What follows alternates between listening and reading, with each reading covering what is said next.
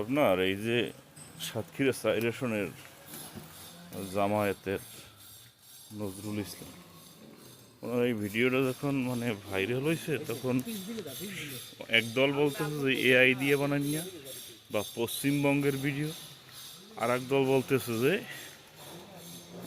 বুড়ো বাড়ায় লুচ্ছমি হরবে তাই অমুক। এখন কথা হয়েছে যে না, এর বিয়া 4টা না 6টা 10টা করতেই পারে।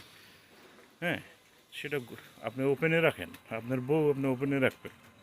হ্যাঁ, আপনার বুড়ো বয়সে এত মানে ফিলিংস আসছে, আসুক, আপনারাই তো জিতবেন, আপনার টাকা পয়সা আছে, আপনারা কচি মাইয়া লাগে খেলাধুলো করবেন, করেন, মানার তো হরে না কেউ।